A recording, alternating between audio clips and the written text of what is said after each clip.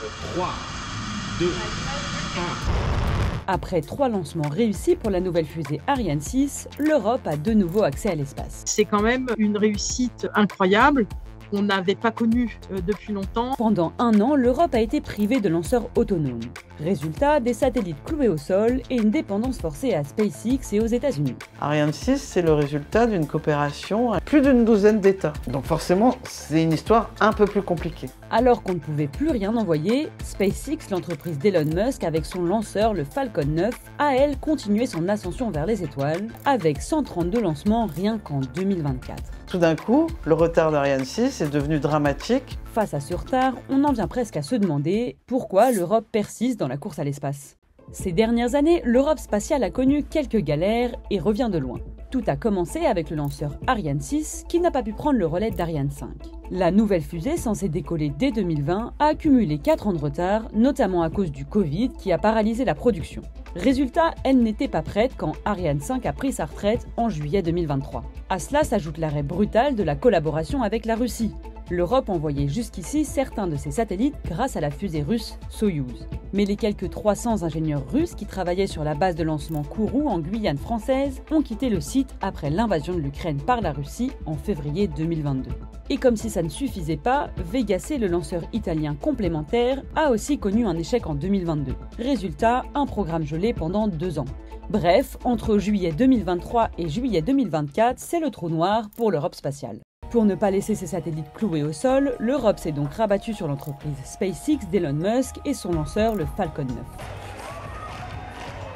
Mais dépendre d'un seul acteur étranger pour ses lancements, c'est prendre le risque de se faire dicter sa politique spatiale. On a eu par le passé une mésaventure où on ne disposait pas de notre propre accès à l'espace. Karine Levaux est directrice du transport spatial au Centre national d'études spatiales. Et on a voulu mettre en orbite un premier satellite de télécommunication via un système de lancement américain. Et les Américains nous ont dit oui, on veut bien mettre en orbite votre système de télécommunication, mais on vous interdit de l'exploiter.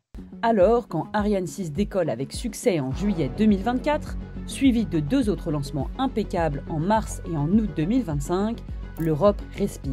Elle a retrouvé son accès à l'espace. Et elle n'a pas à rougir de son nouveau lanceur. Les atouts qu'il a par rapport à l'ancien lanceur européen, Ariane 5, Anne Bauer est journaliste et suit l'industrie spatiale pour Les Échos. c'est qu'à l'intérieur de la coiffe, c'est-à-dire là où on met les satellites, il peut en transporter par grappe et il peut les placer de façon très précise sur différentes orbites.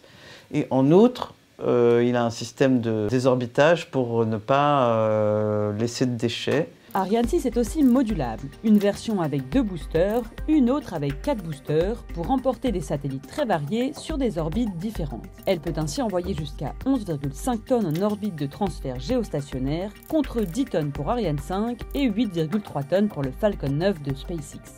Ariane 6 a aussi diminué ses coûts de lancement de 40% par rapport à Ariane 5. Dès ses premiers vols commerciaux, le lanceur a prouvé son utilité. Il a envoyé un satellite d'observation militaire de très haute résolution pour la défense française et un satellite météo européen qui affinera les prévisions et la surveillance du climat.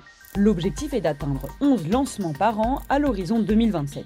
Du côté du CNES, on est plutôt confiant sur le rôle d'Ariane 6. Alors aujourd'hui, je pense qu'on peut largement dire qu'on est dans la course. Ariane Espace a un carnet de commandes plein. Il y a 32 missions à assurer. Mais face au rythme incomparable de SpaceX qui a réalisé 132 vols avec sa fusée Falcon 9 en 2024, les avis divergent. On est ébloui par les performances de SpaceX, qui est certes en avance et qui dépense aussi des sommes mais tellement dingues qu'en Europe on est largué, on n'y aura jamais accès. C'est pas possible. On n'a pas les valorisations, le portefeuille, enfin tout ce qu'a SpaceX. Sur le podium des meilleurs lanceurs, les États-Unis arrivent donc en tête. L'Europe n'est que 7e derrière la Chine, la Russie ou encore le Japon. Je ne sais pas si l'Europe va devenir la grande nation des lanceurs, c'est trop tard. Grosso modo, il y a deux mastodontes qui font la course, la Chine et les États-Unis. Car il faut bien le dire, Ariane 6 a ses limites. Il y a non seulement son nombre de lancers par an qui reste limité à 11, elle n'est pas réutilisable, contrairement au Falcon 9 dont le premier étage et la coiffe reviennent sur Terre après le lancement, Et elle n'est pas non plus conçue pour envoyer des hommes dans l'espace. SpaceX ou encore l'entreprise Blue Origin de Jeff Bezos se sont eux positionnés sur ces créneaux. Vous vous souvenez ? Katie! I feel super connected to love. Ariane 6, c'est le résultat d'une coopération à plus d'une douzaine d'États. Falcon 9, c'est une société qui fait un hangar, qui décide de tout de A à Z. Donc forcément, c'est une histoire un peu plus compliquée. Elle est à la fois complètement en retard et elle est miraculeuse. Bref, Ariane 6 s'accroche dans la course face à SpaceX pour garantir son indépendance stratégique, répondre à une demande scientifique et commerciale et éviter de laisser le monopole spatial aux États-Unis et à la Chine. Il faut de toute façon avoir accès à l'espace. C'est le point numéro 1. Et de ce côté-là, Ariane 6 remplit sa mission. Des startups européennes ont aussi compris l'enjeu et la demande. La française Maya Space ou l'allemande Isara Aerospace planchent sur des fusées réutilisables. L'objectif notamment, c'est de réduire les coûts et limiter les débris spatiaux.